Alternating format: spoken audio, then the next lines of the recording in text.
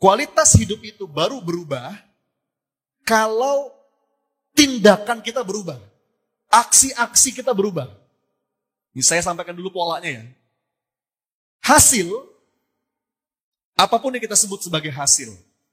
Kualitas hidup, kualitas rezeki, itu kan hasil.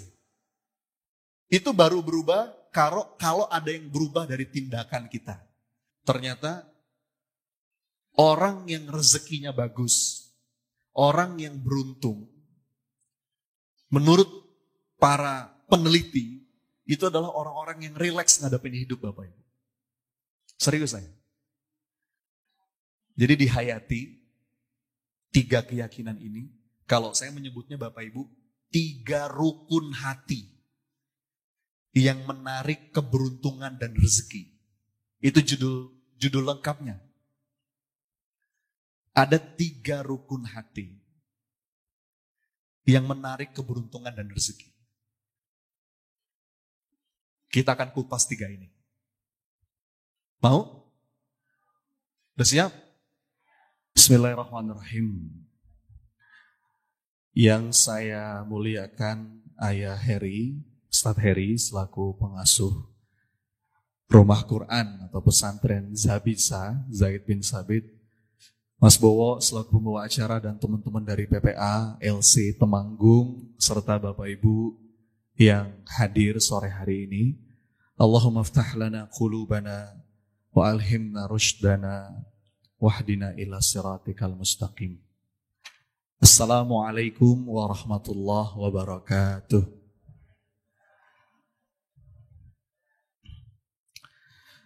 Alhamdulillah, alhamdulillahilladzi hadana li hadza wa ma kunna linahtadiya laula an hadanallah. Asyhadu an la ilaha illallah al-malikul haqqul mubin wa asyhadu anna Muhammadan abduhu wa rasuluh al-mab'uts rahmatan lil alamin. Allahumma salli wa sallim wa barik ala Muhammad wa ala alihi wa ashabihi ajmain. Alhamdulillah, apa kabar Bapak Ibu? Sehat? Mudah-mudahan pertemuan kita sore hari ini menjadi pertemuan yang penuh barokah. Amin. Boleh kita sekali lagi saling mendoakan satu sama lain, boleh? Pinjam tangan kanannya, usap-usap yang sebelah kanannya Pak. Ayo Pak, ikutan Pak, Bu. Nah, ikuti lagi kata-kata saya. Saudaraku, mudah-mudahan wasilah majelis ilmu ini, kalau lagi sempit, Allah lapangkan. Kalau lagi sulit, Allah mudahkan. Kalau lagi punya utang, Allah lunaskan. Bahagia dunia akhirat. Sehat lahir batin. Tangan kiri sekarang. Gantian sebelah kirinya. Saudaraku, amin ya rabbal alamin. Saling mendoakan, saling mengingatkan, saling menguatkan.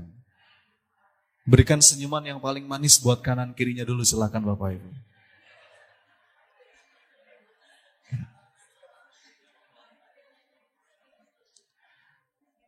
Alhamdulillah, saya senang banget bisa hadir kembali di Zabisa, Rumah Quran, ya, pesantren Zaid bin Sabit. Ini kali kedua saya hadir Bapak Ibu. Kali pertama setahun yang lalu. Jadi senang banget dan saya juga sangat mengapresiasi. Ternyata tadi Ayah Heri bilang kajian rutin di Zabisa ini setiap Jumat. Betul ya, Ustaz? Saya yakin itu ada alasannya. Kenapa? Jumat pada asar ini momentum lapis-lapis keberkahan Bapak Ibu. Betul ya? Yang pertama, berkahnya majelis ilmu. Walau bagaimanapun Bapak Ibu, guru saya bilang, sampai kapanpun majelis offline, tatap muka seperti ini, itu tetap nggak bisa digantikan oleh majelis online.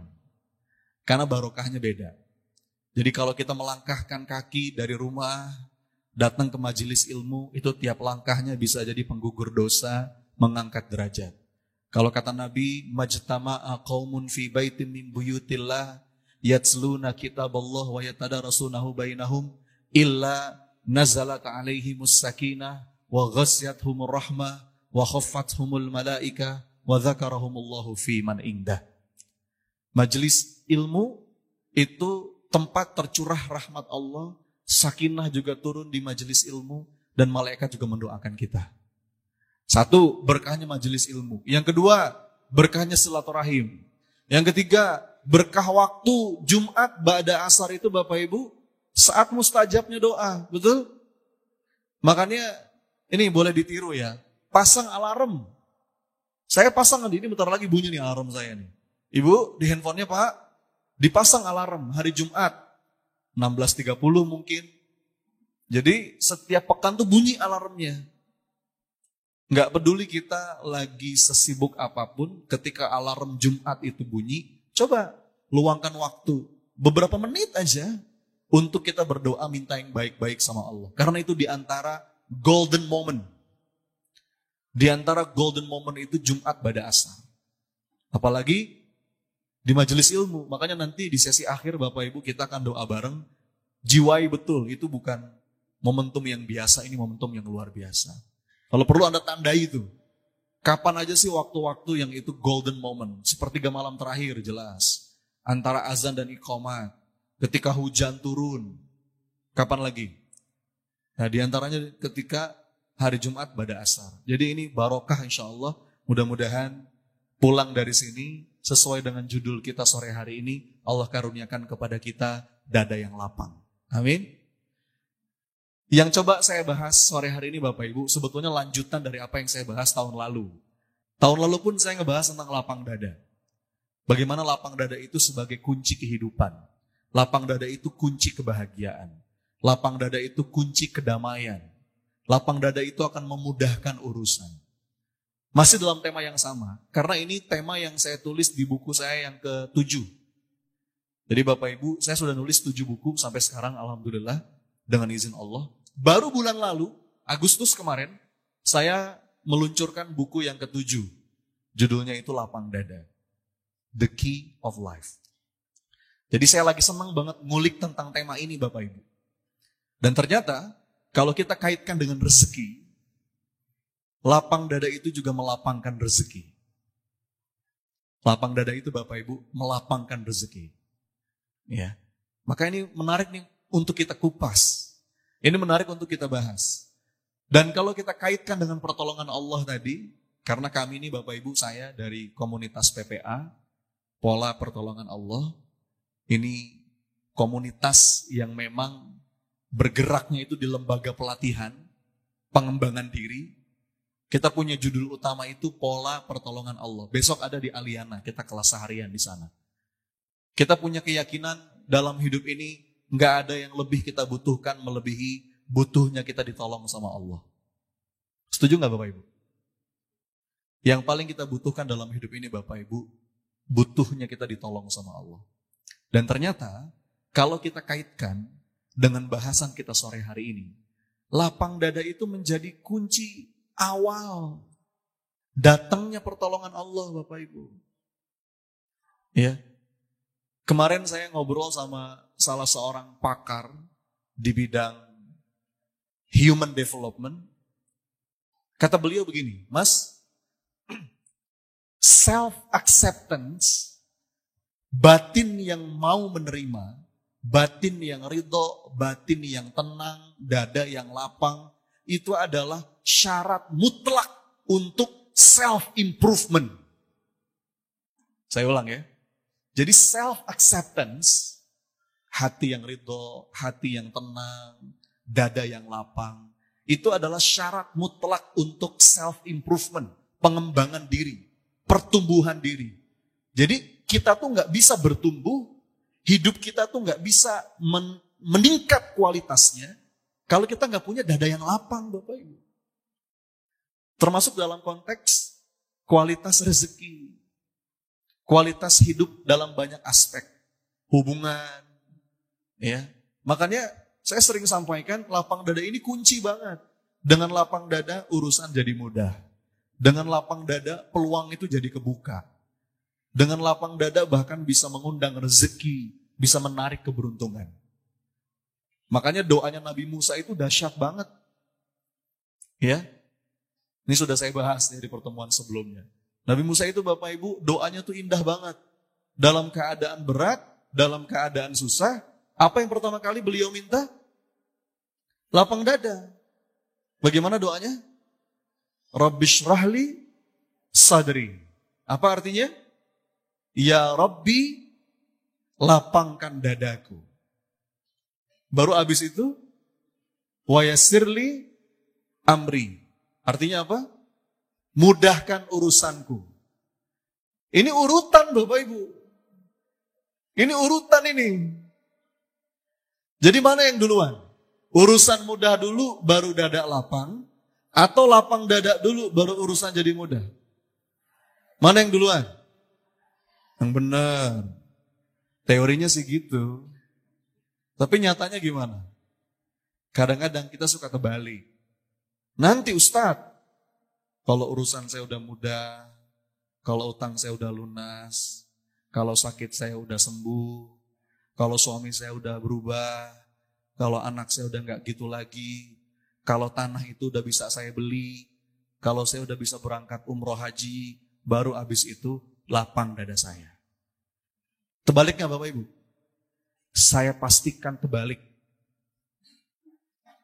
Harusnya gimana? Lapangkan dulu dadamu. Maka semoga dengan itu Allah akan mudahkan urusanmu. Ya. Jadi Bu, Pak, ini penting banget. Ini penting banget. Termasuk kalau kita bahas dalam konteks rezeki. Bapak Ibu, slide saya kelihatan nggak? Kelihatan? Di sini ada gambar 2 mangkok. Yang satu mangkok yang gede, ya, yang lapang, yang satu piring yang kecil, mangkok yang kecil. Kira-kira kalau secara logika awam kita dari 2 mangkok ini, mana yang isinya lebih banyak? Yang lapang atau yang sempit? Yang lapang. Ini logik sederhana aja Bapak Ibu. Jadi lapang dada itu men-scale up rezeki. Kalau orang masih sempit dadanya, masih pelit, masih merasa memiliki apa yang dia pikir itu milik dia. Ada orang tuh gitu Bapak Ibu. Dia punya kemelekatan atas apa yang dia miliki. Orang tuh kalau masih punya kemelekatan atas apa yang dia miliki, itu saya jamin hidupnya jauh dari kebahagiaan. Hidupnya jauh dari kelapangan. Padahal pada hakikatnya apapun yang kita anggap milik kita, Allah gak pernah ngasih kita hak milik. Allah hanya ngasih kita hak guna pakai. Orang yang paling takut kehilangan hanyalah orang yang merasa memiliki. Sekarang saya mau nanya, Bapak Ibu, pernah punya pengalaman kehilangan barang gak? Yang agak berharga gitu, pernah ya? Nah, ketika barang Anda hilang, misalkan apa? Kehilangan motor, atau kehilangan perhiasan, atau kehilangan handphone, kehilangan dompet. Ketika barang kita hilang, itu rasanya gimana Pak? Hah? Nyesek ya? Aduh. Nah sekarang Anda dengar berita, tetangga Anda barangnya hilang. Wah, itu tuh si ibu itu tuh. Perhiasannya hilang, dicuri sama orang misalkan. Atau motornya hilang. Rasanya beda gak sama yang pertama? Beda. Kalau yang kedua, apa yang kita rasa? Ya paling cuman berempati aja ya, kita prihatin, kasihan ya. Tapi gak sesakit yang pertama kan? Kenapa kira-kira? Ya karena kita berpikir yang pertama, yang kedua itu bukan milik kita. Padahal ayah bunda yang dirahmati Allah, pada hakikatnya kita gak pernah ngerasa memiliki. Orang yang akan meningkat kualitas kelapangan rezekinya, ini kaidah dasarnya, adalah orang yang gak pernah ngerasa memiliki apapun. Ya, makanya kemarin saya ngobrol tuh sama salah seorang ustadz. Dia bilang begini, ternyata ilmu lapang dada itu kita butuhkan bukan hanya di saat lagi sulit Bapak Ibu. Karena ada orang di saat lagi punya segalanya pun, itu tetap butuh ilmu lapang dada. Karena di saat dia punya segalanya, Masih ngerasa sempit dadanya. Di antaranya karena apa? Tadi, karena ngerasa memiliki. Jadi proses belajar melapangkan dada, juga proses kita melepas kemelekatan, melepas perasaan memiliki. Iya. Makanya coba nih Bapak Ibu, dilatih gitu ya. Kalau punya sesuatu, apapun yang kita anggap itu kita punyai, akadkan kepada semua yang kita punya itu. Pulang dari sini nih Bapak Ibu, ngomong sama tanah yang Anda punya, rumah yang Anda punya, mobil yang Anda punya, apapun harta yang Anda rasa itu punya Anda. Bilang sama semua itu begini, wahai dunia, suatu hari nanti aku akan pergi meninggalkanmu, atau kamu yang pergi meninggalkanku duluan. Maka tidak akan aku biarkan engkau merenggut perasaanku terlalu dalam dan merebut perhatianku terlalu jauh. Gitu. Jadi enteng-entengan aja Bapak Ibu, lepas gitu. Ya, saya tuh gitu Pak Bu, kalau misalkan ngobrol sama anak, ya, lagi punya apa, bilang sama anak, nah ini tuh bukan punya Abi pada hakikatnya, ini tuh titipan dari Allah. Kalau suatu hari Allah mau ngambil ya enteng-enteng aja. Sekarang kita lagi dipuji-puji, nama kita lagi bagus, itu juga titipan dari Allah. Allah yang menutupi begitu banyak aib kita. Suatu hari nama kita jatuh, kita difitnah orang, ya biasa aja Bapak Ibu. Pujian orang itu nggak nganterin kita ke surga, hinaan orang juga nggak nganterin kita ke neraka gitu kan. Jadi nggak usah pusing dengan apa kata orang. Akhirnya lapang dada kita. Nah itu diantara proses awal yang perlu kita sadari. Lapang dada itu Bapak Ibu melapangkan rezeki.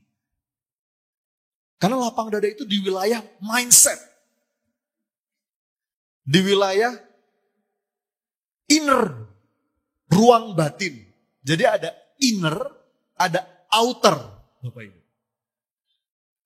Kadang-kadang kita suka fokus sama outernya saja, kita melupakan innernya. Padahal apa yang ada di luar itu hanyalah cerminan dari apa yang ada di dalam. Nih, Bapak Ibu, kita baca buku, kita ikut pengajian, kita ikut komunitas, kita ikut seminar. Itu apa sih tujuan kita? Di antara tujuan kita kan pengen mengubah kualitas hidup kita. Betul nggak? Kualitas hidup itu baru berubah kalau tindakan kita berubah. Aksi-aksi kita berubah. Ini saya sampaikan dulu polanya ya. Hasil, apapun yang kita sebut sebagai hasil. Kualitas hidup, kualitas rezeki, itu kan hasil. Itu baru berubah kalau ada yang berubah dari tindakan kita. Nggak mungkin hasil itu berubah kalau tindakan kita nggak berubah. Makanya ayatnya dalam Quran, la yughayyiru ma biqaumin hatta yughayyiru ma bi anfusihim. Allah nggak akan mengubah nasib suatu kaum sampai kaum itu mengubah apa-apa yang ada dalam diri mereka, apa-apa yang bisa mereka ubah. Bahkan kalau kata Albert Einstein, Bapak Ibu, ini kata Albert Einstein, apa itu definisi orang gila? Mau tahu nggak Bapak Ibu? Apa itu definisi orang gila? Orang gila itu adalah orang yang kepengen hasilnya berubah, tapi tindakannya nggak ada yang berubah. Nggak bisa. Bapak Ibu kepengen anak-anaknya soleh. Tapi kita nggak berupaya mengubah diri untuk jadi orang tua yang soleh. Nggak bisa Bapak Ibu. Ya. Perlu dimulai dari diri sendiri. Kalau kata Nabi, ibda binafsi. Saya terusin ya. Hasil itu berubah kalau tindakannya berubah. Nah sekarang saya lanjutin. Apa yang mempengaruhi tindakan kita? Hal apa yang paling besar dan itu berpengaruh pada tindakan kita? Perasaan. Coba ya diurutin ya. Hasil itu berubah kalau apa? Ada tindakan, ada action, ada ikhtiar, ada aksi-aksi nyata, ada amal-amal. Nah ternyata amal itu dipengaruhi oleh perasaan. Makanya kalau dada kita lapang, energi kita positif, itu aksinya pun akan bertenaga. Powerful Bapak Ibu. Sekarang gini aja deh nih ibu-ibu nih yang contoh sehari-hari aja. Bu, nyapu dalam keadaan happy sama nyapu dalam keadaan bad mood beda gak? Beda ya? Yang mana yang lebih bersih kira-kira biasanya? Jadi kita ngelakuin sesuatu Bapak Ibu dengan hati yang tenang, dengan dada yang lapang. Itu berdampak pada aksi-aksi kita. Entah gimana ceritanya kita bisa menikmati setiap action kita. Setiap ikhtiar kita. Hasil dipengaruhi oleh tindakan. Tindakan itu dipengaruhi oleh perasaan. Nah perasaan itu Bapak Ibu dipengaruhi oleh apa? Pikiran. Jadi bagian lengkapnya itu ya. Pikiran berpengaruh pada perasaan. Perasaan berpengaruh pada tindakan. Dan tindakan itu berpengaruh pada hasil-hasil yang kita dapatkan dalam hidup. Jadi kalau kita pengen mengubah hasil, ujungnya Bapak Ibu, yang pertama kali kita perlu ubah, itu apa? Pikiran. Isi dari pikiran kita itu ada belief, ada keyakinan. Dan itu nggak nampak, itu amalan hati. Makanya iman itu kan adanya di pikiran, di perasaan. Kolbu. Itu amalan sesuatu yang nggak nampak. Para ulama pun Bapak Ibu itu membagi dua. Ada ibadah hati, ada ibadah zahir. Bahkan kata para ulama seringkali Allah itu membobot lebih berat ibadah batin dibandingkan ibadah zahir. Percaya gak? Ini banyak dalilnya Bapak Ibu. Dan lapang dada itu amalan hati. Yang berpengaruh pada amalan zahir. Ya, dalilnya banyak Bapak Ibu. Ada dalam sebuah hadis yang sangat panjang, kata Nabi SAW, di antara 3 kelompok manusia, yang pertama kali Allah lemparkan ke dalam neraka. Pernah dengar Bapak Ibu hadis ini? Siapa aja? Siapa yang tahu? Ada 3 kelompok manusia, yang itu dalam satu hadis sahih, kata Nabi SAW, 3 kelompok ini pertama kali Allah hisab, dan pertama kali Allah lemparkan ke dalam neraka. Pernah dengar? Ini populer hadisnya. Ternyata bukan Korun, bukan Fir'aun, bukan Abu Jahal, bukan. Dalam hadis itu, kata Rasulullah, 3 kelompok yang dimaksud adalah 1, mereka yang berjihad di medan perang sampai gugur di medan perang. Secara kasat mata, syahid. Kita semua tahu, syahid itu luar biasa ganjarannya. Dan kalau kita ngomongin amalan zahir, berperang membela agama Allah sampai syahid, itu udah puncaknya amalan zahir. Betul gak? Udah puncaknya amalan zahir. Masya Allah. Yang kedua, ada orang-orang yang bersedekah. Habis-habisan bersedekah. Secara amalan zahir luar biasa. Itu juga amalan yang dicintai Allah dan Rasulnya. Yang ketiga, adalah orang yang ahli Quran dan mengajarkan Quran. Ahli ilmu, mengajarkan ilmunya. Ternyata 3 kelompok itu Bapak Ibu. Yang pertama kali Allah hisab dan Allah lemparkan ke dalam neraka. Loh kok bisa? Karena ada yang meleset pada amalan batinnya. Ya. Ketika ditanya yang gugur di medan perang, ketika yaumul hisab ditanya sama Allah, apa yang kau cari? Mereka menjawab, aku mencari ridho-Mu ya Allah. Allah yang maha tahu segala isi hati mengatakan, kadzabta, bohong kamu. Yang kamu cari bukan aku. Yang kamu cari pujian orang kan? Supaya kamu dibilang pemberani. Supaya namamu dikenang sebagai seorang pahlawan. Itu yang kamu cari kan? Dan itu sudah kamu dapatkan ketika di dunia. Orang udah muji-muji kamu sebagai pahlawan. Orang udah mengenang kamu sebagai orang hebat. Yang kamu cari, sudah kamu dapatkan. Maka enggak ada bagianmu lagi di sini. Aduh, naudzubillah. Yang kedua, orang yang gemar bersedekah. Habis-habisan bersedekah. Ketika ditanya, apa yang kamu cari? Aku mencari ridho-Mu ya Allah. Kata Allah, kadzabta, bohong kamu.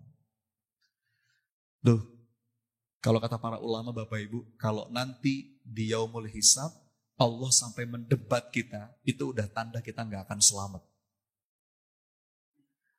Bohong kamu, yang kamu carikan kekaguman orang. Supaya orang muji kamu. Masya Allah ya, bapak ibu itu luar biasa. Murah hati, dermawan, suka nolong orang. Itu kan yang kamu cari. Dan pujian-pujian itu udah kamu dapatkan. Orang sudah mengenang kamu sebagai orang baik. Maka nggak ada lagi bagianmu di sini. Yang ketiga, seorang ahli ilmu, ahli Quran dan mengajarkan ilmunya. Itu juga amalan yang mulia. Tapi ketika ditanya, apa yang kamu cari? Ridhamu ya Allah, kadzabta, bohong kamu. Yang kamu cari itu followers. Yang kamu cari itu pengikut. Yang kamu cari itu pujian orang. Dan kamu udah banyak dapat followers. Kamu udah banyak jamaahnya. Orang mengagumi kamu. Maka nggak ada lagi bagianmu di sini. Na'udzubillah. Bapak Ibu, poin saya apa? Amalan zahir sampai mentok sekalipun, begitu meleset amalan batinnya, itu fatal. Niat itu kan amalan batin.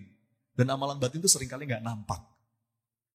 Termasuk lapang dada Bapak Ibu. Lapang dada itu amalan batin. Jadi orang itu kalau dadanya lapang, itu berpengaruh pada amalan zahirnya. Kita akan menikmati setiap gerak langkah ikhtiar kita. Dan begitu kita enjoy dalam ikhtiar kita, itu mengundang banyak banget anugerah dan karunia. Bapak Ibu, sekarang saya mau nanya. Kita punya masalah nih dalam hidup. Punya masalah nggak? Dari depan kelihatan wajah-wajah banyak masalah ini. Terus dengan masalah itu dada kita sempit. Kita stres. Kita pusing sendiri. Ngurung diri di kamar. Itu kira-kira masalah lebih cepat beres? Atau makin susah? Ini logika sederhana. Tapi begitu kita mau melapangkan dada kita. Ya, kita bisa tadi itu menata pikiran dan perasaan, menumbuhkan keyakinan-keyakinan dalam diri kita, yang dengan itu dada kita lapang, kita bisa melihat masalah itu bahkan bukan sebagai masalah yang mestinya menyempitkan dada, masalah itu adalah karunia dari Allah, sentuhan sayang Allah. Ini kan semua tentang bagaimana kita memberikan makna. Dan itu akan berpengaruh pada kelapangan dada kita, kita bisa hadapin masalah itu dengan bahagia, dan memudahkan kita menyelesaikannya. Jadi bahkan saya akan jelaskan nanti Bapak Ibu, dalam beberapa riset ilmiah, ternyata orang yang rezekinya bagus, orang yang beruntung, menurut para peneliti, itu adalah orang-orang yang rileks ngadepin hidup Bapak Ibu. Serius saya. Orang yang beruntung dalam hidupnya, orang yang rezekinya bagus, ya, adalah orang-orang yang rileks, orang-orang yang tenang. Makanya kalau saya kutip ada satu ayat dalam Quran, misalnya Quran surat Al-Anfal ayat ke-45. Ini juga kaidah penting Bapak Ibu yang perlu kita pegang. Apa kata Allah? Wadhkurullaha katsiran la'allakum tuflihun. Banyak-banyaklah kamu mengingat Allah supaya kamu beruntung. Ini pola kehidupan Bapak Ibu. Jadi kalau kita pengen beruntung, banyak-banyak mengingat Allah. Dan efek dari mengingat Allah, udah pasti kolbunya tenang. Dadanya lapang. Karena kaidah dasarnya, alladzina amanu wa tatma'innu qulubuhum bidzikrillah, ala bidzikrillahi tatma'innul qulub. Hanya dengan mengingat Allah, kita akan menemukan kolbu yang tenang. Dan ternyata, kolbu yang tenang itu bisa menarik keberuntungan.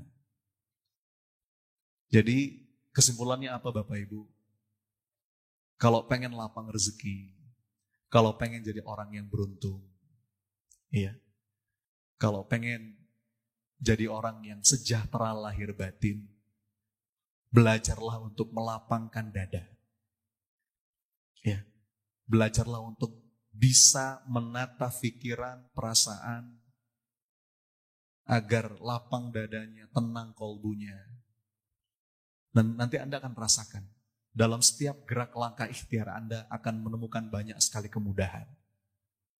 Ya, nah ini materi inti saya. Sore hari ini Bapak Ibu, saya akan menyampaikan. Ada 3 keyakinan yang ini perlu kita tumbuhkan dalam diri, supaya dada kita lapang, dan pada akhirnya rezeki kita lapang. Mau tahu nggak? Kalau nggak mau tahu nggak apa-apa Bapak Ibu. Saya sudahi sampai di sini, terima kasih. Bila taufik wal hidayah. Mau tahu nggak? Nah gitu dong, biar saya semangat. Mau tahu nggak? Nah, gitu. Nih, oleh-oleh dari saya sore hari ini. Ada 3 keyakinan. Belief. Dan ini landasannya pasti iman. Ya. Yang ini perlu kita tumbuhkan dalam diri. Kalau Bapak Ibu punya 3 belief ini, insya Allah lapang dadanya. Dan begitu dada kita lapang, efeknya lapang rezeki kita.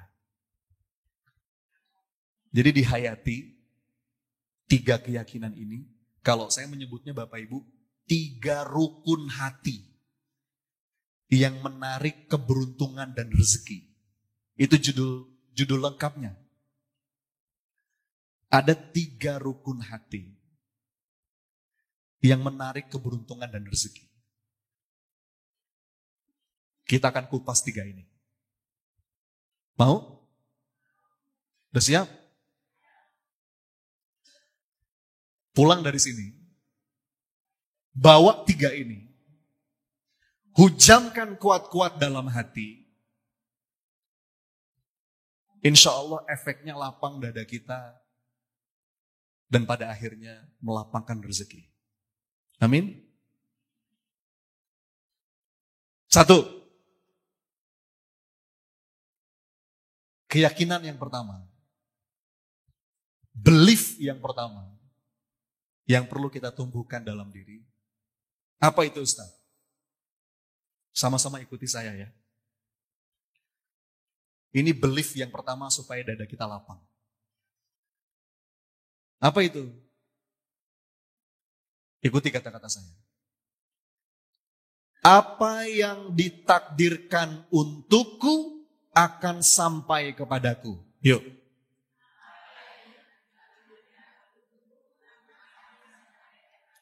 Yang kompak dong. Apa akan sampai kepada. Sekali lagi.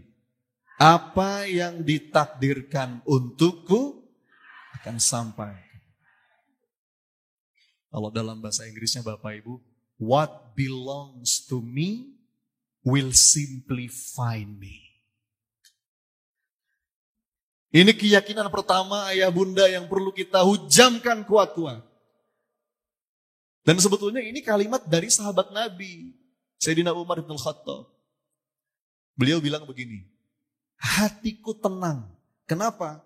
Karena aku tahu bahwa apa yang melewatkanku tidak akan pernah menjadi takdirku, dan apa yang ditakdirkan untukku tidak akan melewatiku. Jadi rileks aja Bapak Ibu. Nggak usah banyak stres dalam hidup tuh. Kalau kata Imam Al-Ghazali begini, segala sesuatu yang ditakdirkan untukmu, dia akan sampai kepadamu. Meskipun jaraknya jauh sejauh 2 gunung. Tapi segala sesuatu yang tidak ditakdirkan untukmu, dia tidak akan sampai kepadamu. Meskipun jaraknya dekat sedekat 2 bibir.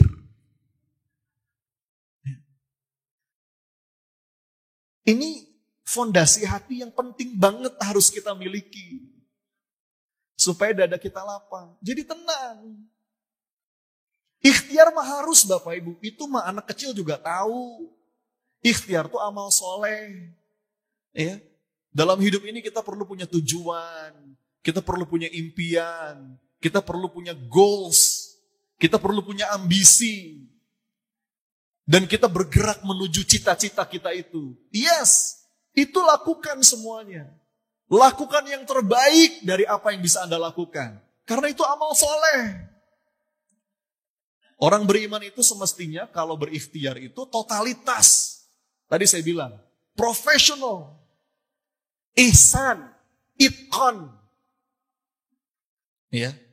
Makanya saya kadang-kadang suka marah tuh kalau ada misalkan ya contoh sederhana lah, majelis taklim, pengajian, yang kadang-kadang bikin event itu nggak serius gitu. Itu kurang itqan. Kalau tanyakan panitia, tanyakan teman-teman di PPA. Saya tuh kalau bikin acara, bikin kelas, saya tuh agak perfeksionis. Pastikan sound systemnya bagus. Ruangannya nyaman, nggak panas. AC-nya cukup. Peserta nyaman. Itu perlu kita pastikan. Perkara nanti hidayah itu masuk ke hati atau enggak, itu udah bukan wilayah kita lagi. Tapi wilayah siapa? Wilayah Allah. Tapi tugas kita sebagai penyelenggara, itu memastikan semuanya yang terbaik. Materi dibuat sebaik mungkin. Mudah-mudahan yang ngomong juga seikhlas mungkin dari hati. Sound systemnya bagus. Ruangan nyaman. Itu yang perlu kita pastikan. Itu ikhtiar kita namanya. Tapi perkara kepada siapa Allah mau memberikan hidayah, itu udah di luar kendali kita. Jadi maksud saya begini. Dalam konteks ikhtiar, kita lakukan yang terbaik. Tapi dengan batin yang tenang. Kenapa? Kalau itu memang takdir kita, dia akan sampai kepada kita. Nangkap Bapak Ibu? Tapi kalau itu bukan takdir kita, dia gak akan sampai kepada kita. Dan memang tugas kita hanya bergerak. Tugas kita bukan berhasil Bapak Ibu. Tugas kita hanya berjuang. Karena hasil itu wilayahnya Allah. Ya, hasil itu wilayahnya Allah. Hasil itu Bapak Ibu di luar kendali kita. Yang dalam kendali kita hanyalah menyempurnakan ikhtiar. Jadi bergeraklah dengan sempurna, tapi dengan batin yang tenang. Kenapa? Karena apa yang ditakdirkan untukku, dia akan sampai kepadaku. Coba diulang lagi.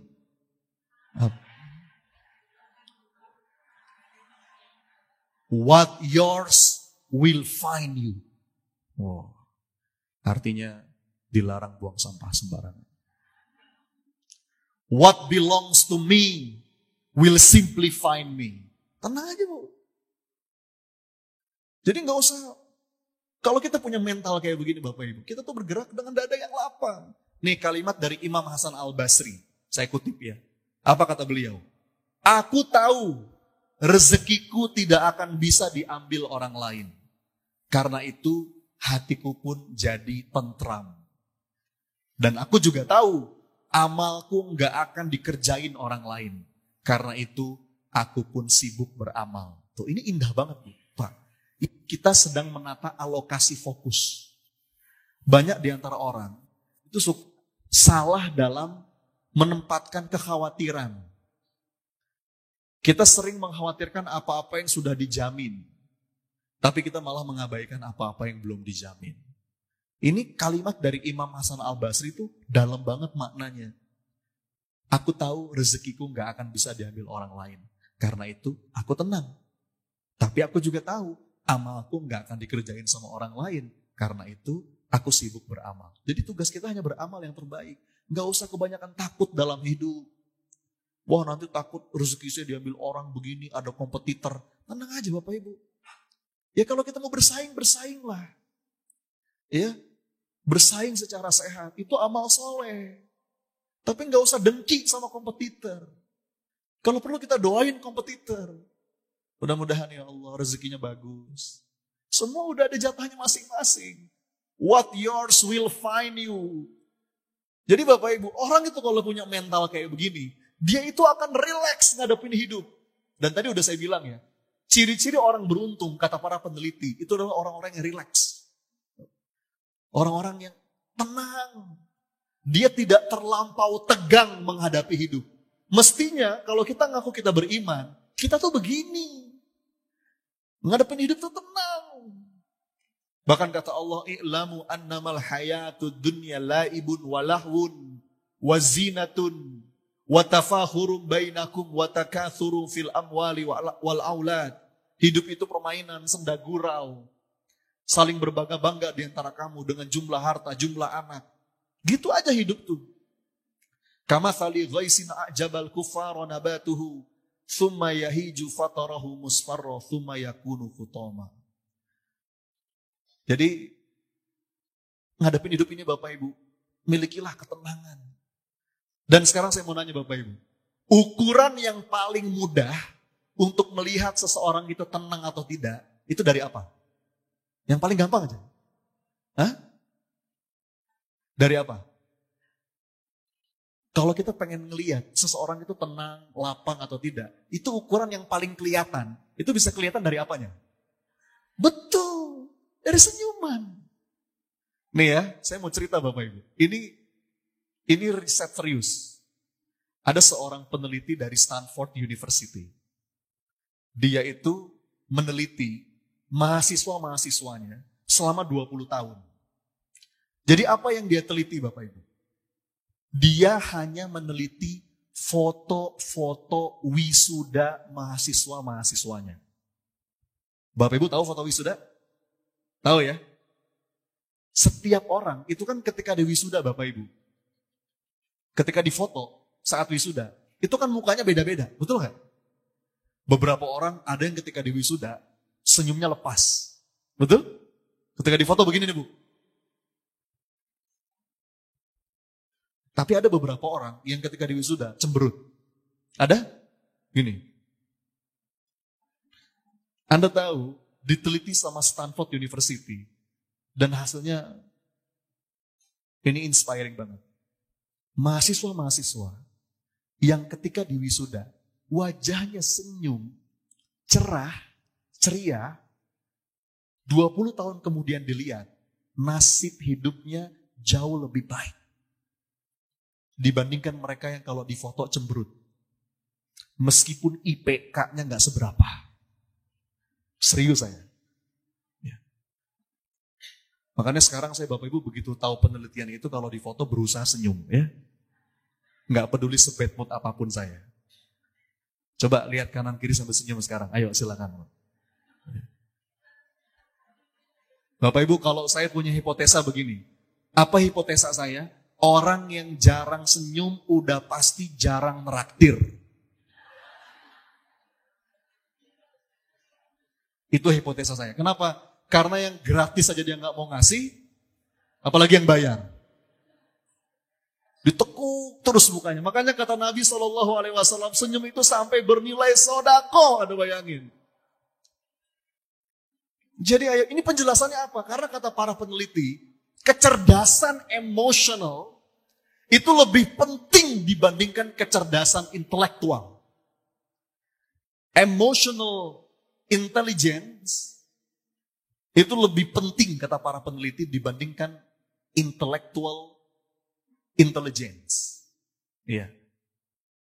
Intelijensi intelektual. Ada orang yang mungkin di atas kertas IPK-nya bagus, tapi susah happy, cemberut, tegang terus ngadepin hidup. Ya, udah lulus kuliah, bingung dia khawatir, aduh saya kerja di mana nih?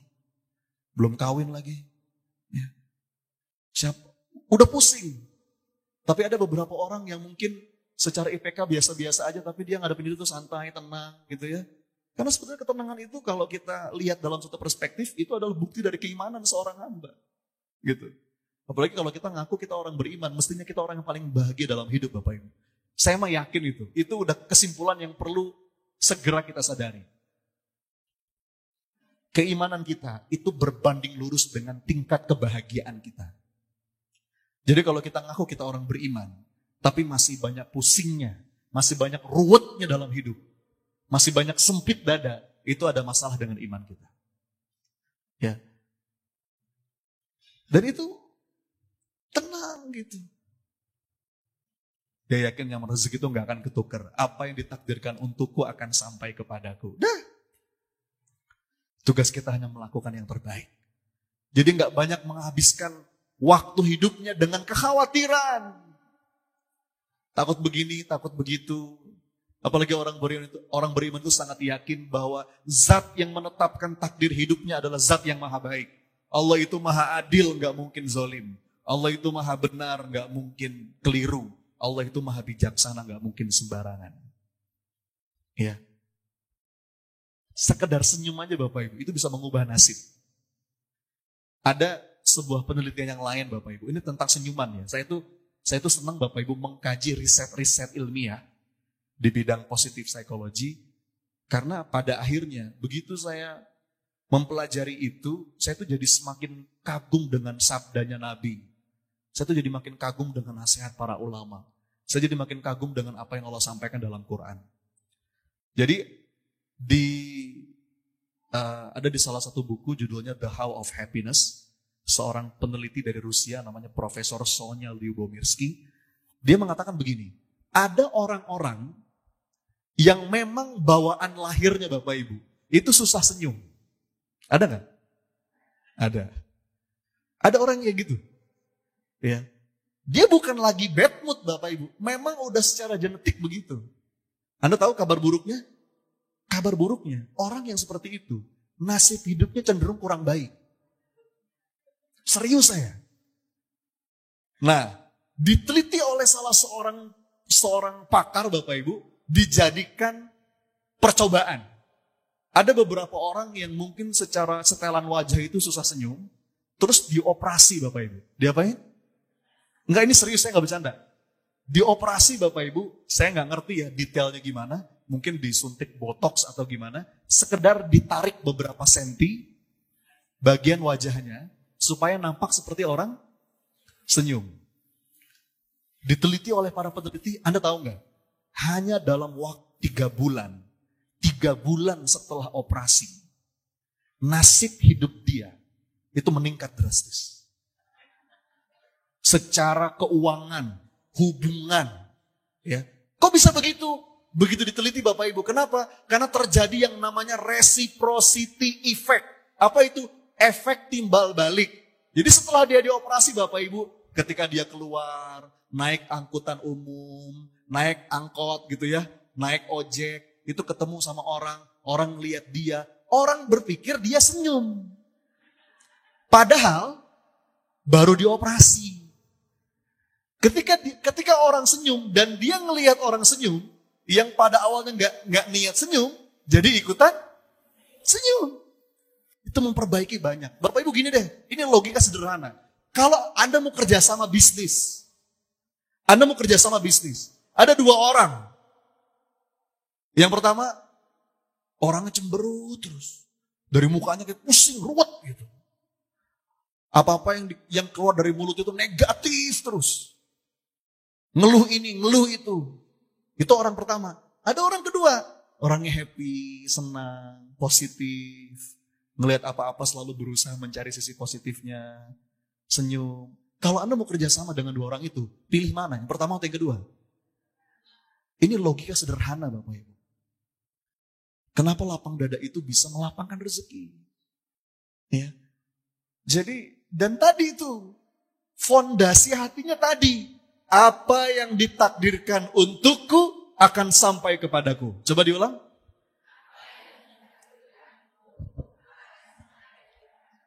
Keyakinan itu akan membuat kita punya mental kaya Bapak Ibu. Orang beriman itu meskipun mungkin secara harta itu beda-beda. Ada yang lebih, ada yang kurang. Tapi yang pasti orang beriman itu mentalnya kaya. Makanya kata Nabi, ghinahu fi qalbi. Kekayaan itu ada di batin. Nih, saya tulis di slide. Ada perbedaan antara orang yang punya mental kaya dan orang yang punya mental miskin. Ini persoalan mental Bapak Ibu. Bukan persoalan jumlah uang yang kita punya. Karena tetap aja ada orang-orang yang uangnya udah banyak tapi mentalnya masih miskin. Ada. Ngerasa takut kurang terus. Ngerasa takut gak kebagian. Wah nanti gimana ya. Apa? Orang yang punya mental kaya, dia meyakini semuanya itu melimpah.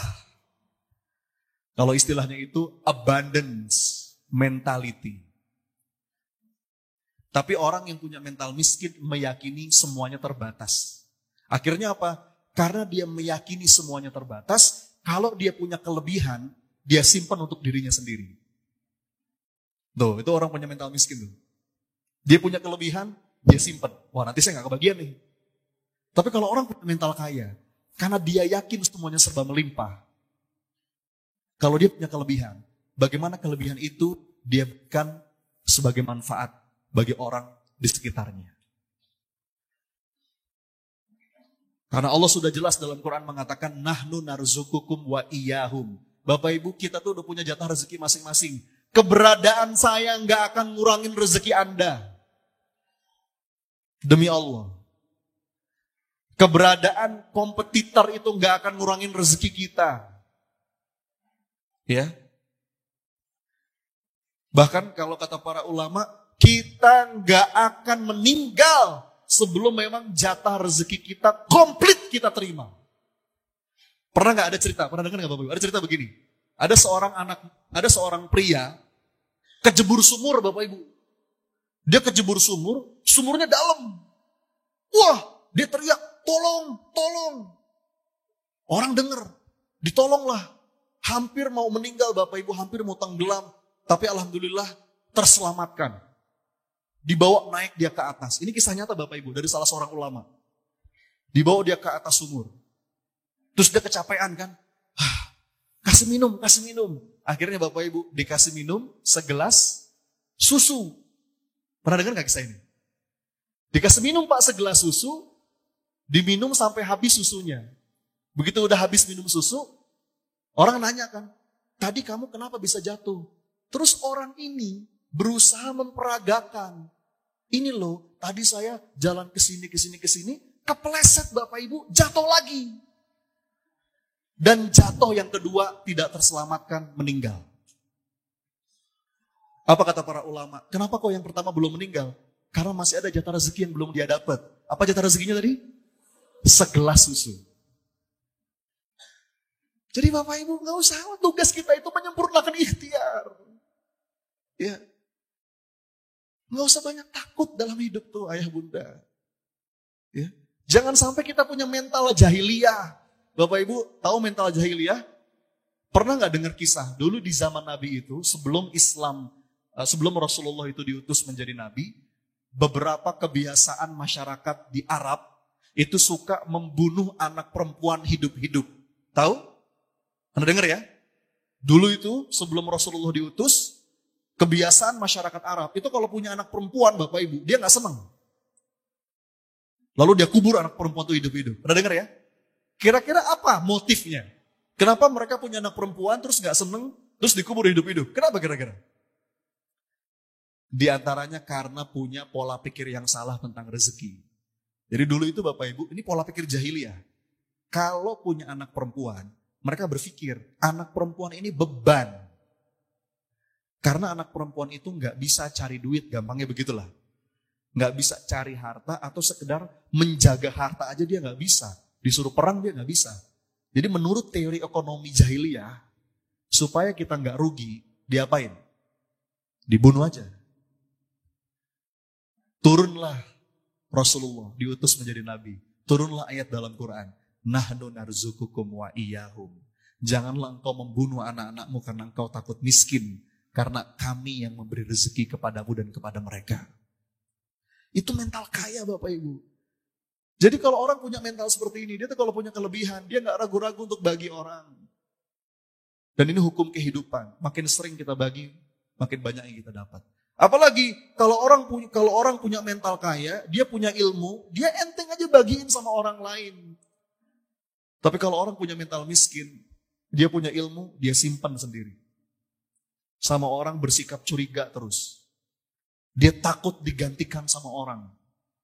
Tapi kalau orang punya mental kaya, alih-alih takut digantikan orang, lebih baik terus aja berupaya untuk terus bertumbuh. Ya.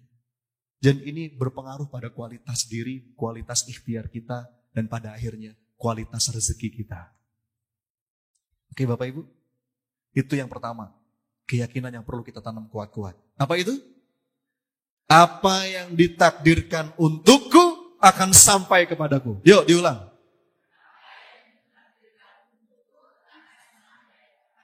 What belongs to me will simply find me.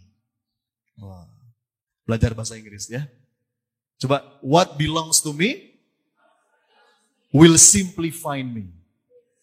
Masya Allah. Bahasa Arabnya nanti Ayah Heri aja yang ngajarin ya.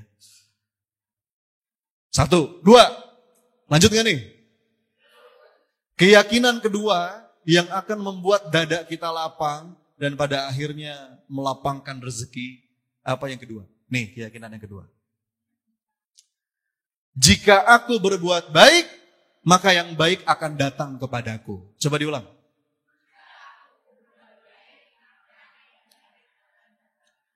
Sebetulnya ini tuh kaidah Quran. Kita udah hafal semua. Hal jazaul ihsan illal ihsan.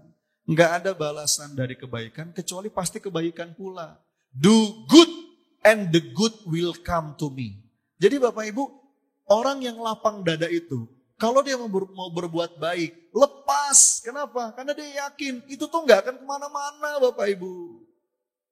Itu tuh enggak akan ketukar. Kalau kita mudahin urusan orang, kalau kita bantu orang, sejatinya apa yang sedang kita lakukan? Kita sedang memudahkan urusan kita sendiri. Jika kau berbuat baik, maka yang baik itu akan datang kepadaku. Kita udah hafal semua ayatnya.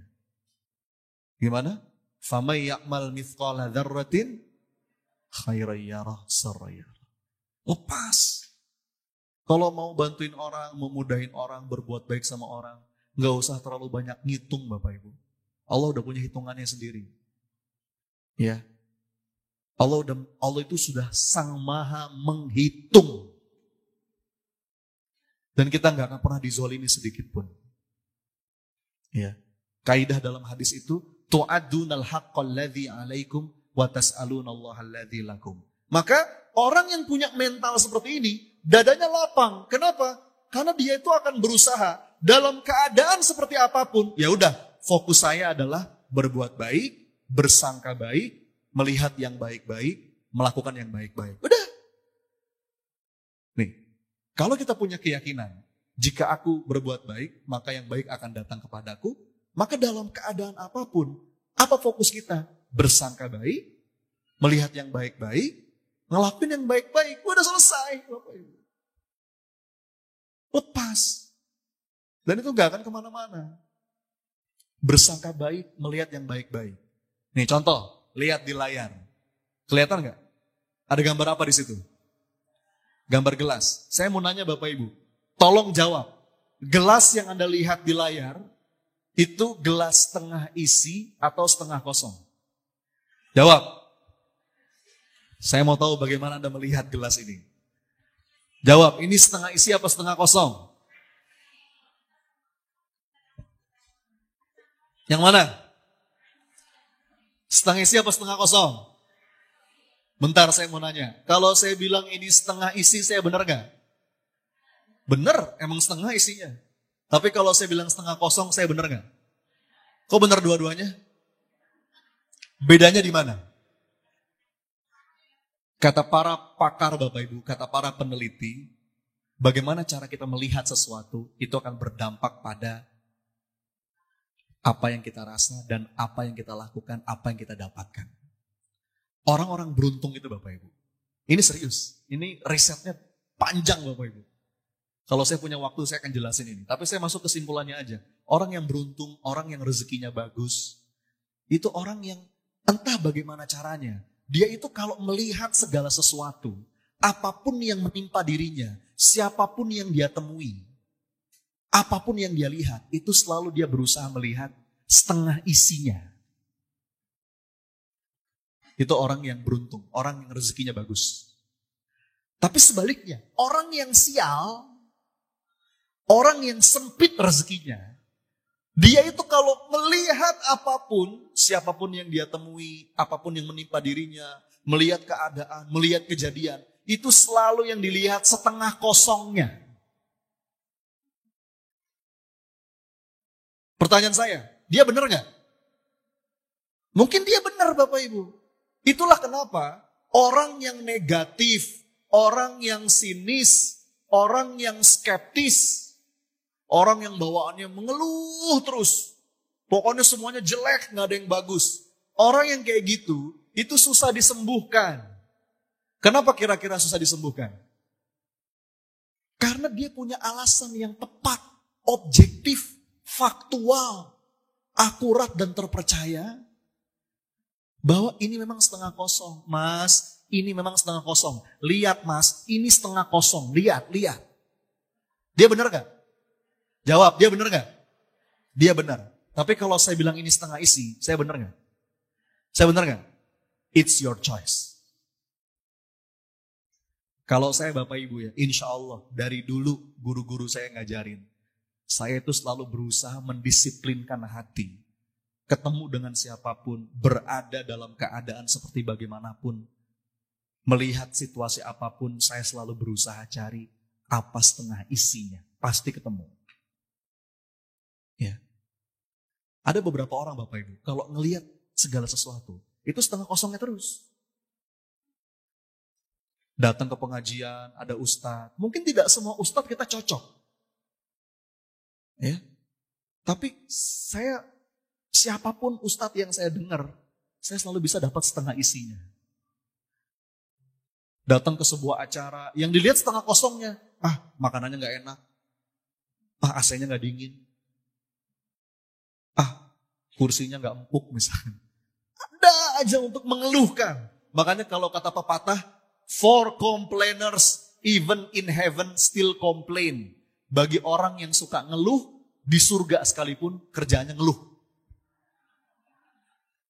AC-nya kurang dingin. Ya. Bidadarinya kurang cakep gitu istilahnya. Tapi apa mungkin ya orang suka ngeluh gitu bisa masuk surga. Jadi setengah isi Bapak Ibu. Nih Bapak Ibu yang dirahmati Allah. Saya punya gini ya nih. Ini ilmu penting nih. Ini kalau saya bahas panjang ini menarik Bapak Ibu. Ada sebuah penelitian yang cukup panjang. Anda tahu nggak?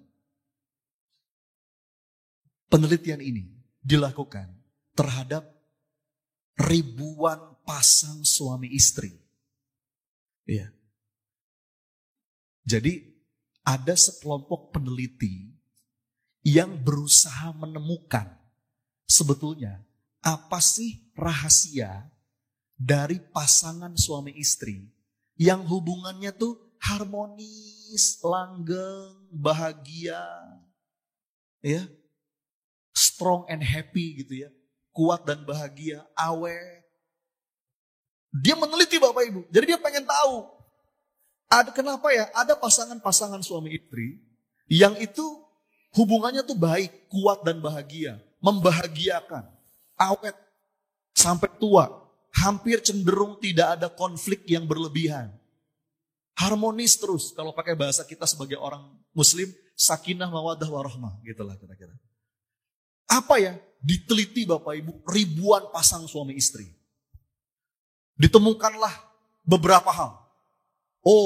Ada 10 hal yang membuat suami istri itu hubungannya kuat dan bahagia. 10 kebanyakan. Diperas lagi. 5. Dari 10 Bapak Ibu, diperas jadi 5. 5 masih kebanyakan. Diperas lagi. 3. Ada 3 hal yang membuat hubungan suami istri itu kuat dan bahagia. 3 masih kebanyakan. Diperas lagi. Ketemu 1 Bapak Ibu. Nah coba sekarang saya mau nanya. Para peneliti, ini saya serius Bapak Ibu, ini penting banget. Ternyata dari bertahun-tahun diteliti, ribuan pasang suami istri diteliti. Dari sekian banyak faktor, dari sekian banyak sebab, ditemukan ada satu hal yang paling mendasar. Yang membuat sebuah hubungan itu menjadi hubungan yang kuat, bahagia, membahagiakan, langgeng, awet, harmonis. Siapa yang bisa nebak? Kira-kira yang itu apa? Saling menerima bukan? Ayo. Yang jawabannya benar hadiahnya umroh sama-sama. Saya serius. Syaratnya 1. Kita ketemuan di Masjidil Haram ya. Amin dong. Jadi ibu-ibu mau janjian di pintu berapa? Ayo kita umroh bareng gitu ya. Amin dong ya. Salah, apa lagi?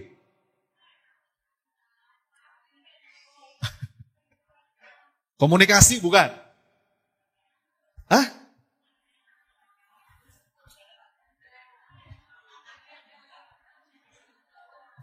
Menerima apa adanya bukan? Apa Pak? Bapak Ibu, terus terang. Para penelitinya pun heran. Dia nggak nyangka Bapak Ibu. Dan di luar dugaan mereka. Tapi ini hasil penelitian, mau gimana lagi? Dia nggak nyangka bahwa ternyata ini satu faktor yang paling mendasar. Yang membuat hubungan suami istri itu kuat, bahagia, langgeng, harmonis. Anda tahu? Mereka menyebut satu faktor itu adalah positive illusion. Coba diulang, apa?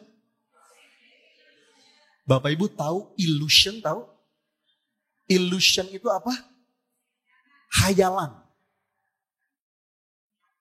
Jadi ternyata, ayah bunda yang dirahmati Allah, suami istri yang langgeng, awet, sampai kakek nenek harmonis adalah mereka-mereka yang jago menghayal. Maksudnya gimana? Gini maksudnya. Jadi ketika di interview, misalkan ya, ada seorang suami ditanya, Pak, menurut Bapak, istri Bapak bagaimana? Aduh Mas, buat saya, istri saya itu wanita yang paling cantik sedunia. Bapak Ibu itu kira-kira beneran apa khayalan? Tapi Pak, itu buat dia beneran Bapak Ibu. Mungkin kita bilang itu subjektif. Iya. Kalau objektif malah kita gak bahagia. Ya. Gak mungkin lah, masih banyak yang lebih cantik. Ada artis, betul gak? Tapi entah gimana caranya Bapak Ibu. Si suami itu melihat istrinya. Dia selalu menemukan setengah isinya. Dia ngelihat guratan-guratan wajah istrinya ketika tidur. Ya, ini wanita yang ngurus anak-anak saya. Bahkan bekas-bekas melahirkan. Itu bikin dia entah gimana caranya melihat istrinya itu wanita yang paling cantik sedunia. Positive illusion. Ya. Kalau objektif malah kita gak bahagia. Iya Pak, istri saya memang paling cantik, tapi dulu zaman Soeharto. Gitu. Ibu gimana suaminya? Suami saya tuh Mas, ya Allah, orang yang paling baik. Gini ya Bapak Ibu ya, nih, dengarkan saya. Ini masih dalam kaitan setengah isi setengah kosong. Itu akan berpengaruh pada kelapangan dada kita. Saya bisa membuat Anda cukup dalam waktu 3 hari merasa mual dengan pasangan Anda. Gampang. Bisa saya, gampang. Gimana caranya? Dalam 3 hari Bapak Ibu, Anda fokus saja sama keburukan-keburukannya. Saya jamin pasti ketemu. Ketemu gak? Ketemu. 10 ketemu? 100 ketemu? Ketemu. 3 hari. Anda lihat lagi tidur. Ini orang hitam, hidungnya gede, tidurnya ngorok. Fokus ke situ. Lalu Anda bangkitkan mungkin kenangan-kenangan yang kurang mengenakan, kata-kata dia yang menyakitkan. Anda fokus ke setengah kosongnya. Cukup 3 hari Bapak Ibu. Anda lihat pasangan Anda out. Saya jamin. Tapi saya pun bisa membuat Anda cukup dalam waktu 3 hari. Anda jatuh cinta lagi dengan pasangan Anda. Dengan orang yang sama. Bagaimana caranya? Dalam waktu 3 hari Bapak Ibu. Anda fokus dengan segala kebaikan-kebaikannya. Masih ingat tadi? Pilihan Anda. Setengah isi, setengah kosong. Anda lihat wajahnya ketika tidur. Wajah yang kelelahan mungkin. Ya, berjuang untuk keluarga. Berjuang ngurus anak. Anda ingat segala kebaikan-kebaikan dan kenangan indah yang sudah Anda lewati. Ya. Dan memang Bapak Ibu, orang yang sedang jatuh cinta itu pasti terjangkiti sindrom positive illusion. Ya. Entah bagaimana caranya dia selalu bisa melihat setengah isinya. Ibu kok mau sih sama dia? Dia kan hitam. Apa jawabannya? Tapi manis. Nah, gitu. Ketemu setengah isinya. Begitu sudah sekian lama pernikahan jadi dibalik. Ibu dia kan manis tapi hitam gitu kan.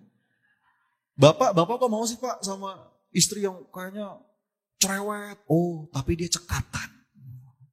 Satset. Begitu sudah sekian tahun menikah jadi terbalik gitu.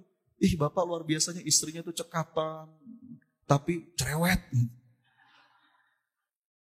Sebetulnya dari dulu juga sama Bapak Ibu. Itu seperti paket. Namanya manusia, itu ada setengah isi, ada setengah kosong.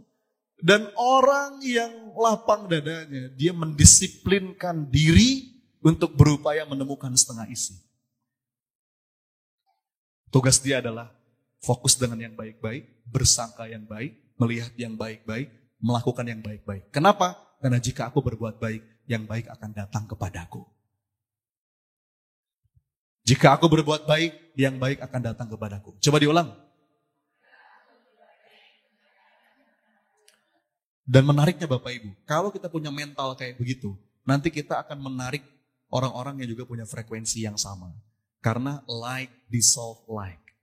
Kita itu akan berkumpul dengan orang yang sejenis. Kalau dalam bahasa Arabnya, al-arwah junnudun mujannadah. Kalau orang yang hobinya ngeluh terus, dia pasti akan berkumpul juga dengan orang-orang yang sejenis.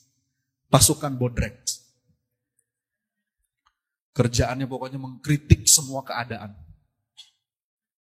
Tapi kalau kita berusaha jadi pribadi yang positif, melihat segala sesuatu, ya ada setengah kosongnya, tapi ada setengah isinya. Dari kejadian ini, apa setengah isinya? Nanti Anda akan dipertemukan dengan orang-orang yang sejenis. Dan itu juga akan meningkatkan kualitas rezeki Anda. Karena dengan siapa kita bergaul, itu menentukan nasib kita Bapak Ibu. Dengan siapa kita bergaul, itu menentukan nasib kita. Ya. Terakhir yang ketiga, waktu sudah mau habis. Keyakinan ketiga yang akan membuat dada kita lapang. Coba masih ingat tadi yang pertama apa? Apa yang ditakdirkan untukku, akan sampai kepadaku. Lapang dada kita. Tenang aja Bapak Ibu, bergerak, ikhtiar, tapi dengan dada yang lapang. Yang kedua, jika aku berbuat baik, maka yang baik akan datang kepadaku. Fokus kita, lihat yang baik-baik, bersangka yang baik-baik, melakukan yang baik-baik, dan gak usah khawatir. Hal jazaul ihsan illal ihsan. Gak ada balasan dari kebaikan, kecuali pasti kebaikan. Anna inda dhanni abdi bi, kata Allah, aku sebagaimana prasangka hambaku. Ya. Orang, akhirnya Bapak Ibu, orang itu kalau melihat setengah isinya, yang muncul rasa syukur, dan rasa syukur itu akan melipat gandakan nikmat. Yang ketiga, yang terakhir, yang keyakinan yang akan membuat dada kita lapang, apa itu? Hidupku dalam genggaman Allah yang gak pernah salah dan gak mungkin salah. Coba diulang. Yang gak pernah salah dan gak mungkin salah. Orang yang punya keyakinan ini Bapak Ibu, dia melihat setiap keadaan itu dengan penuh keindahan. Makanya kata Nabi, ajaban li amril mu'min inna amrohu kullahu khair. Urusan orang-orang beriman itu semuanya baik, gak ada yang buruk. Enak gak enak, semuanya baik. Kalau kita sikapi dengan iman. Karena zat yang menetapkan takdir atas hidup kita adalah zat yang maha baik. Orang yang punya keyakinan ini, dia akan mudah ridho dengan apapun yang Allah tetapkan.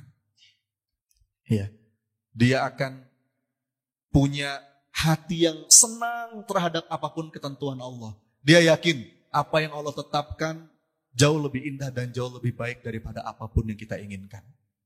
Hadiah terindah adalah apa yang saat ini aku miliki.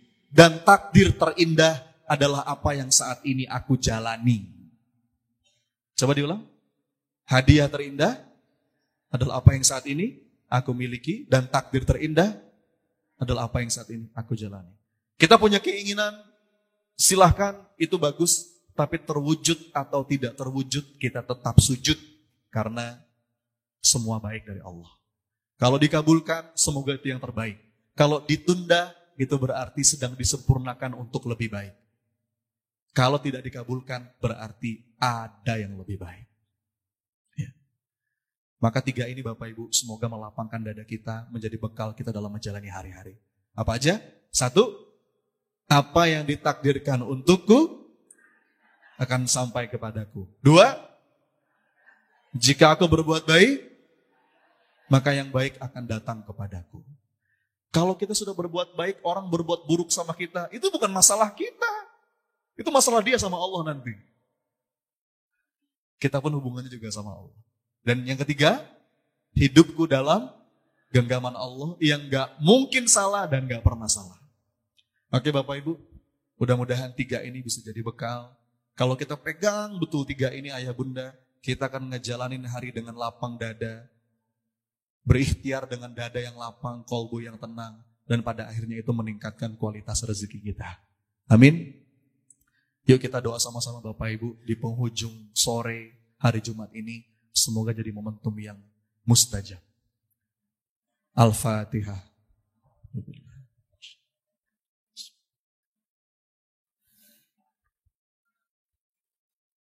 Iyyaka na'budu wa iyyaka nasta'in. Ihdinas siratal ladzina an'amta 'alaihim ghairil maghdubi 'alaihim. Bapak Ibu angkat tangannya. Istighfar yuk 3 kali dari hati. Astagfirullah. Salawat kepada Nabi. Allahumma salli wa sallim wa barik ala Muhammad wa ala alihi wa ashabihi ajma'in. Duhai Allah yang maha mendengar sepelan apapun doa kami.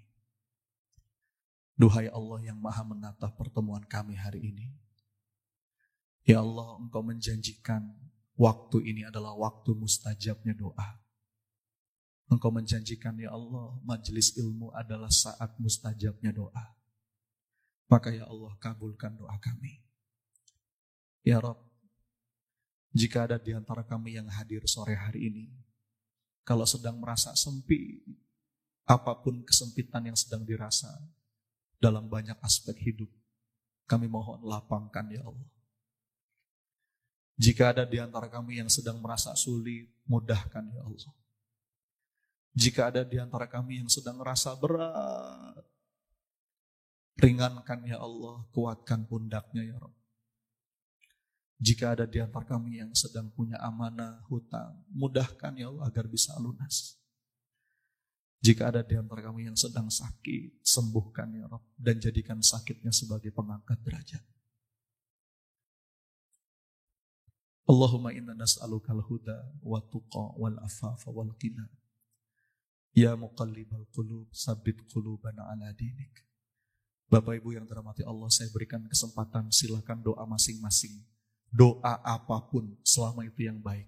Saya berikan kesempatan. Demi Allah Bapak Ibu, ini saat mustajabnya doa. Apapun yang sekarang terlintas di pikiran Anda. Anda lagi punya masalah apa yang kepengen Allah tolong. Anda lagi punya hajat apa yang kepengen Allah tolong. Yuk minta sekarang. Silakan saya aminkan. Amin ya Allah. Amin ya Allah. Silakan Bapak Ibu, apapun yang sekarang terlintas di pikiran. Dan Anda pengen Allah tolong Anda dalam hal itu. Minta sekarang. Bapak Ibu demi Allah ini saat mustajabnya doa. Amin ya Allah. Amin ya Allah. Lagi punya masalah, pengen Allah tolong. Lagi kepengen berangkat umroh haji, minta sekarang. Lagi ada hajat apapun, minta sekarang. Kabulkan ya Rabb. Allahumma yassir wa la tu'assir. Allahumma inna maghfirataka arja min amali wa inna rahmataka awsa'u min dhanbi. Allahumma illam akun ahlan an ablugha rahmatak. Fa inna rahmatuka ahlun an tablughani li'annaha wasi'at likulli syai'in ya arhamar rahim. Allahumma inna nas'aluka ilman nafi'an wa rizqan thayyiban wa qalban khasi'an wa amalan mutaqabbala. Ya Allah, jadikanlah apa yang sudah kami pelajari sore hari ini betul-betul melembutkan hati kami, melapangkan dada kami, menuntun kami dalam setiap gerak langkah kehidupan untuk meraih ridho-Mu ya Allah. Ya muqallibal qulub, sabbit qulubana ala dinik. Duhai Engkau yang maha membolak-balik hati, tetapkan hati kami di jalan ketaatan, di jalan kebaikan ya Allah.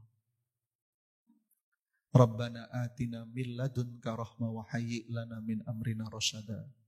Allahumma inna nas'aluka taubatan nasuha wa taubatan qablal maut wa rahatan indal maut wa maghfiratan wa rahmatan ba'dal maut.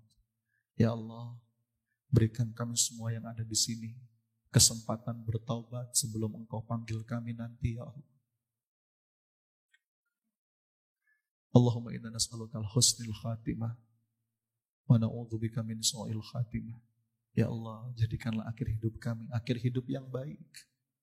Selamatkan kami dari akhir hidup yang buruk. Ya Allah, berkahi tempat ini ya Rabb. Berkahi pesantren ini ya Allah. Berkahi rumah Quran Zabisa ini ya Allah. Jadikanlah sebagai titik cahaya yang Engkau ridhoi. Tempat melahirkan kadar-kadar Quran. Dan menebarkan cahaya kepada sebanyak mungkin umat. Rabbana atina fid dunya hasanah. Wa fil akhirati hasanah.